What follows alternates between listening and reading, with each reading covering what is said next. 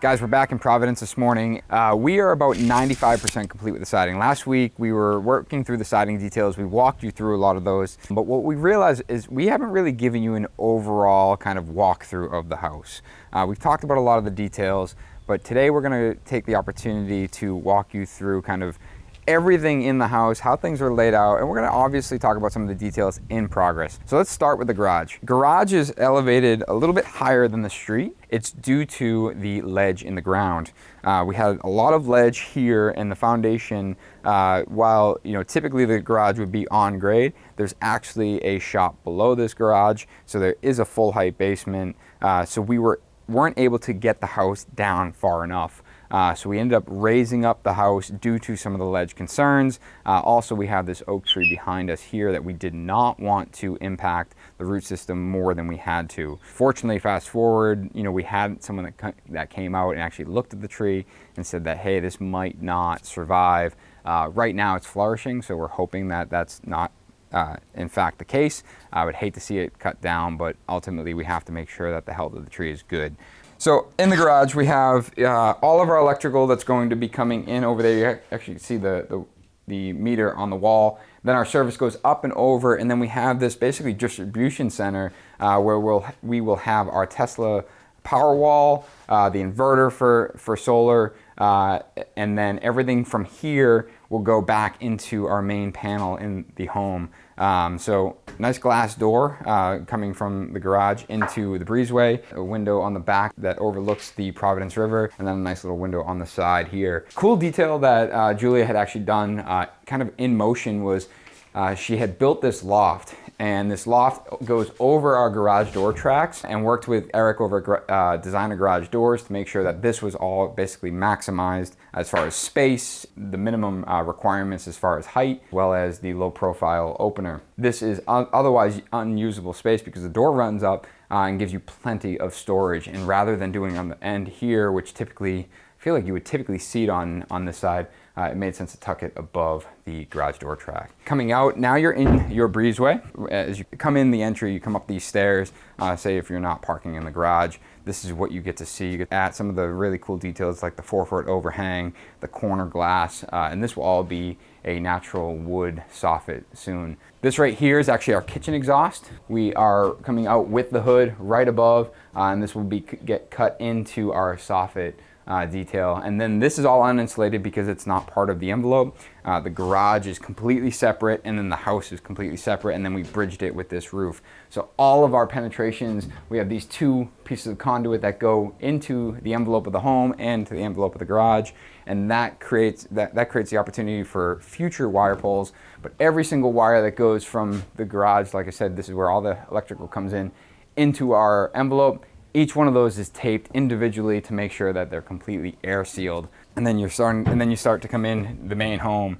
Another great glass door manufacturer is Shown Windows and Doors. You kind of have that frame view as you walk right down. You start to see all the greenery on the side. That is protected area over there, so you're always going to have that greenery. You'll never come in here and then see another house, which is really great. You start to get all these moments that are very strategically planned. I mentioned all the electrical coming in. This is our main panel. So it is a span panel. We have low voltage coming in. A bunch of you guys had talked about the low voltage requirements and how they have to be separated, which we understand.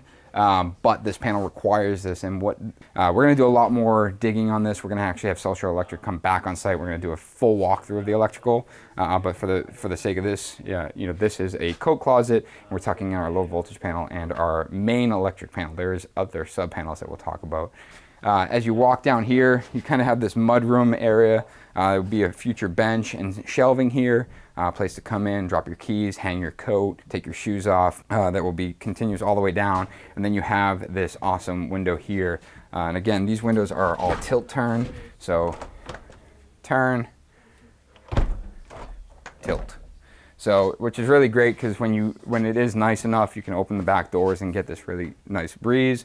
And this is really nice where if it is raining or just from a security standpoint, someone can't necessarily crawl through that window, but it still lets a lot of fresh air in.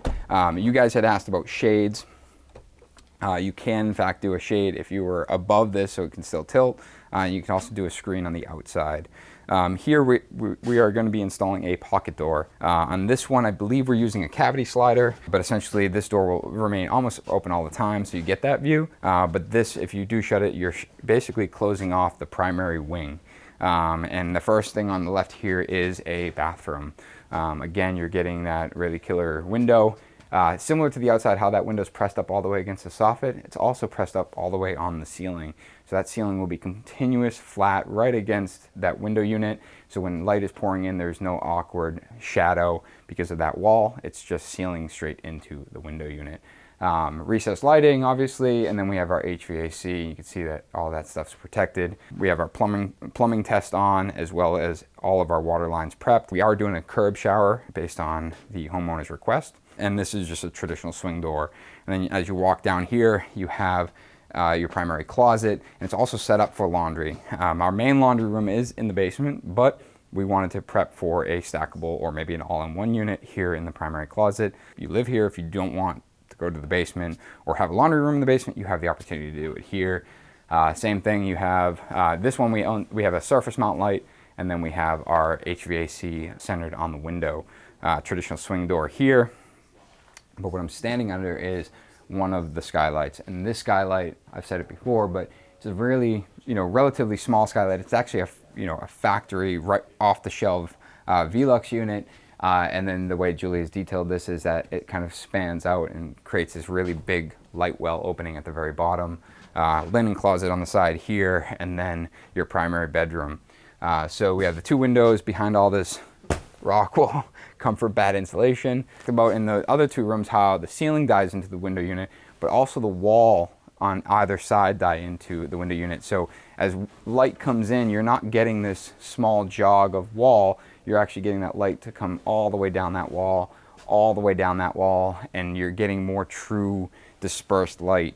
Really intentional details. Again, this is all Julia's design, but really well thought out. Similar with, you can see the HVAC. Really important, you want to get those HVAC ducts as close to your windows as possible, because that's where most of your heat loss is going to be.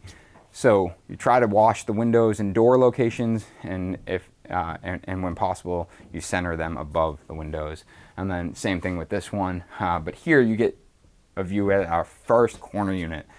So laying in the bed back there in between the two windows, you get the residential view of, or the view of the residential side of the East Providence River. You have a tilt turn window here. A lot of you guys have talked about the steel column being inboard. And I think up close, especially on camera, it seems out of place. But I'm telling you, when you're in this space and when all this comes together, this is gonna really kind of disappear in your view sight, because as you shift around, you realize that there's glass that runs behind it, and your view is while it's interrupted in this very moment, the overall design of it is intentional. Now, a lot of you guys had also asked, like, well, couldn't you have restructured the steel? Possibly, but this actually supports our ridge up top. There's a beam that actually supports the 4-foot cantilever. So a lot of this was predetermined and very intentional to be inside. So regardless if you disagree with it, it was intentional. And frankly, I think it looks great. And most importantly, the homeowner thinks it looks great. We're gonna loop around, and we're gonna be into what is the living space. So looped around, you have this sprawling big living space, and all the way down here is our living room. We are still waiting on the doors. We talked about that in a previous episode. Unfortunately, they came in the wrong size. We do have our single man door here. It is not on the track yet, so I'm not gonna mess with it. But this unit will be fixed, and that first unit will be fixed, and you'll have that second corner unit here that looks over the residential side of East Providence River. This man door here will pocket into the wall. So you'll have about a 3-foot opening that goes out to that part of the deck. And you have this really high, expansive ceiling. Looking back at the kitchen here, this kitchen, very simple, but it's gonna have this feature piece island, basically full height appliance wall, and then just counter height that dies into the window there. So very much like the ceiling, how it dies into the top of that window frame, our countertop for the kitchen is gonna die into the lower part of the window frame. And it's going to be really intentional. And then Julia's actually designed a backsplash with dowel tile that will kind of emulate the shingles on the outside. So it'll be a miscellaneous pattern of rectangles and squares in a shingle pattern. So it kind of plays off the outside aesthetic, which is really cool. If you guys want to see that, if you go to Julia's Instagram, scroll down, she had actually done a hand sketch of that, which is really cool. Now, looping around, you get into this 2-story ceiling. This skylight was one of the first things that we talked about in the design, and it's been really important. I'm gonna actually use my trusty pointer here. But as our wallboard comes down, we had planned it out so that wallboard corner bead will line up with the corner bead here. And then also as you work down, as you work up this ceiling, that corner bead also hits perfectly. So all three, the inside corner and then 2 outside corners will match. And then as you work here, this right here, this outside corner will match with this outside corner in that entryway. All of that stuff had to be really delicately worked out. You can see the back bevel on that top plate of that wall. But those are the important details that, while you know they might seem minor, will make the space honestly just feel better. And when you are looking at it, you almost unconsciously appreciate it more. Where I'm standing is essentially going to be the dining area, living room, dining, and then kitchen. And a couple of details right here, we actually have a fireplace, which is designed for a passive style home. So it has its own fresh air intake, which is this 4-inch here. This comes up into the bottom of the unit to give it fresh air. So you're not sucking it out of the living space of the air, which would be an issue, especially in a passive home that is really airtight. You want to have fresh air coming in from outside. And then we're prepped up top with an 8-inch flue that goes up through the roof. This soffit took a lot of thought and planning. Not only does it house our steel beam, but it also houses a channel for future shades that will drop down into in front of the doors, and our ductwork here. And that ductwork runs all the way the whole length, and we'll actually have branch lines that come off the top and roll through and then down into a linear slot diffuser that will run the entire length of that soffit. So again, we're talking about running that ceiling all the way into the top of our window jamb. So we're burying as much of the aluminum frame as possible. Even on the floor, you can see it's on our subfloor, but we're gonna be building up with 3/4 of an inch of flooring. So that track gets buried more and more, really allowing it to be floor to ceiling glass. Future, these, while they have a surface rust on them, these will be stripped, and essentially the plan is to oil poly them or oil them so they have a kind of industrial steel finish on them, which is why they're not painted. Going back up to the ceiling for a moment, the recessed lighting that we have up here are actually all plastered in. It's actually the same in the primary bathroom and bedroom. So we figured that, this is a really big ceiling. You have a lot of light coming in here, and for Julia, it was really important to have this nice flat ceiling. So all of these lights will be plastered in. It's a really careful coordination between electrician and plasterer. So the electrician has to make sure that they are installed in the right location. Plasterer cuts the blue board appropriately, and then usually the plasterer and or the electrician will get back on site and set all those mud rings to make sure that they're set flat for not only the fixture to go in later, but also the plaster to be really flat. A couple other things just to note: we have this little alcove here, which is designed for a future desk. I believe there's actually a wall here that kind of gets blocked off, and you can actually see the HVAC return tucked into this alcove to allow for that to be buried into kind of like a millwork detail in the future. A lot of the millwork is being prepped now, but would be installed later. So downstairs is what we would consider maybe phase 2. We're prepping for additional living space down here. And this is where you're getting that corner unit again. So we have that corner glass unit, 2 fixed units, slightly smaller. But here's your sneak peek look at how these pocket doors work. So on the outside, it looks like that door might swing, but as I push it, it actually goes back into your wall cavity. So right now, we only have our exterior wall cavity done. I want to remind you guys, there's 6 inches of insulation on the outside of our wall. So, this wall is insulated. We will add some insulation here, but then we'll also have an internal cavity. So when we're running our blue board, we're going to run our blue board back, and then this door will completely disappear into the wall, and you're just gonna have this small opening that leads out to your side yard here. And again, you have your corner glass, which needs to be butt glazed here. This one's actually rather tight. You can actually see it moving. So that will get butt glazed, and then there'll be a, I believe, do I have it here? I do not. But there's a small corner piece of aluminum that will get installed in the outside of the glass. Down here we painted the columns. These will just likely get painted. Again, it's additional living space, and the thought really is that this will be an office space, maybe an additional like living room, or maybe like a great place where you can have a nice big large screen TV for like home theater or watching a movie. And then as you work your way down here, we have another bathroom, which is stacked underneath the upstairs, and then our mechanical room, one mechanical room. So in here, we actually have a Mitsubishi air handler. The guys at AGS did a really fantastic job installing, kept everything really neat, all the line set coming in neat, the unistrut on the wall, keeping everything nice and aligned. And then we also have our Renew Air ERV, Energy Recovery Ventilator. We'll walk through the specifics of this in a future episode with AGS, as well as Ross Thrui, who from T2 Engineering, that helped us design all the mechanical equipment in this home. So that's one air handler. The second air handler is here, and this was a collaborative effort to get installed and make work. So this one is set up to manage the air down here in the basement. We'll get to that in a moment. Here you actually have 2 additional bedrooms. So we go from a 1-bedroom upstairs to 2 more bedrooms down here. Very, simple bedroom setup. You have a good wall to put the bed on. But the nice detail that we've talked about before is this wall here, framed as a 2x6. This wall, again, your sheetrock's gonna come all the way down and tie into the side of that window perfectly. So as light is cast in, it comes down that wall, and it's done the same way on the other side. This is a lot of careful coordination between the concrete guy, the steel being installed, the framer, as well as these windows to make sure that you do get that detail that you truly are looking for. Pretty traditional closet. This bedroom is almost a mirror image of that.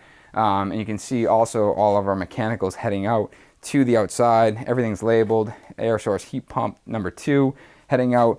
Everything that's been installed in the envelope has been air sealed. We've used different things from the quick flash products, which is a gasket type, to taping everything going out. Here on the right, we have one of our utility closets. This is where our main water comes in from the street. We have our water meter, which is remote, and then this is our water line that will feed the whole house or any manifolds that we have. We just haven't made that final connection yet because it's not turned on in the street. And then as we walk in here, we have our basement sub panel, and then also set up for a future laundry. So we're still within the envelope of the main home. So this is part of that main home and part of the future living space. Here is where we transition. So this will be a gasketed door, because this is where our envelope stops. Where I'm standing right now is actually underneath your breezeway. So above me is a concrete metal deck, and then above that we installed a rubber roof, basically waterproofing this section as above us is in fact outside. And then this wall almost is aligned with the wall to the garage, and now we're underneath the garage here. And this will be a future workshop. It has another sub panel just to keep everything separate. That's why we have numerous outlet locations to make sure that, with the workbenches all the way around, you have plenty of power for all the power tools, or nowadays all the battery chargers. And similar to upstairs, now you have a window that is framing the river. Down here, you're actually tucked into the greenery a little bit more than upstairs. Here, back underneath the breezeway, reminder, you have another door so we can walk out. A great access to the future backyard. And this area we've actually set it up to have a slop sink. So say you're working out in the garden or in the backyard or just in general and you're filthy, you can actually come in here and wash your hands in a slop sink before you go into the living space. Just another, basically mudroom, we'll call it, a very utilitarian mudroom to go from the backyard in. So we'll go outside here. And then on the left, kind of working left to right, we are set up for our Aqua hose bib, and then we have a service outlet which is required for the air handlers, and then we have, I'm sorry, not the air handlers, the heat pumps, and then we have heat pump number 2, heat pump number 1, and then of course our disconnect will be installed for both of them with our control cables. But out here you can really start to see all that siding. We're underneath the deck.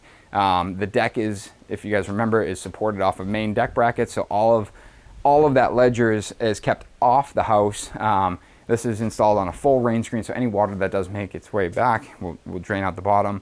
And that deck will be an epay deck that will be a herringbone detail in the corner rather than mitered. And then to finish that deck off, we're going to be actually working with View Rail, and they're going to be fabricating a stainless steel handrail that will be vertical posts and then horizontal rods. We are currently waiting on a staircase that we're going to be installing over here. So as we work our way through, I just want to call attention, these are the 2 windows from the inside of the bedroom. You have that wall, that 2x6 wall that comes out, and then you have this detail that's basically almost as though it's the butt end of that wall. But you have the shingles that return back. Really good, really great detail. I really appreciate, we had went back and forth as whether or not we were going to use an extension jam, but I really like how Julia detailed out all the shingles to return back into the window. As we work our way down, that right there, that is our 4-inch intake for our fireplace. Just so you have reference for where it is. It's tucked up nice underneath the deck, so you're not going to be able to really see where that jumps out. And then the exhaust for that fireplace goes up through the roof. Another service outlet here. Our grade's going to come up a little bit. We actually just had the post bases grouted. Now that everything's done, these will all get cranked. We'll cut these threads off. What we're going to do, just as an added protection, we're going to actually basically seal from an inch up and then down onto the concrete with something like a rubberized sealant, because ultimately this gets buried and then your grass is going to go right up tight against it, so you don't have these ugly bases sticking out of your nice landscape. Working your way around here, this is the outside. You get to see that window that is in the home theater area, that other side of the deck. And then same thing, we have another aqua hose bib, utility outlet. And then one of the biggest questions you guys have is how we're going to be finishing the foundation on top of the Rockwool. And there's a lot of different ways you can do it. And if you are interested, I would recommend talking to Rockwool. If you guys are part of the R-Class program, it's a great program. They can walk you through the technical details. One thing that we're recommending is that we install a wire lath and then parge coat it with a synthetic parge coat. Even though it's not recommended for below grade application, we would realistically only drop it below grade about 4 inches. So then we're bringing our mulch or our grass up to it. And then everything below grade can just remain as Rockwool. There's no issue with that being below grade. It's actually designed for it, and the moisture is not going to really impact it. As we step up here, this is actually going to be a concrete retaining wall, and then we're going to have a set of stairs that come off the deck into that retaining wall, and then basically do a switch back, which will be future stone steps in the landscape design. So we'll have another area where you can get from the main floor of the house down to the backyard, and then the rest of the grade will be retained either with a natural retaining wall or a sloping hill. But overall, hopefully that answers a lot of you guys' questions and gives you an overall understanding of how this house is laid out. If you guys do have additional questions, drop them in the comments below. We'll do our best to get to them in next week's episode.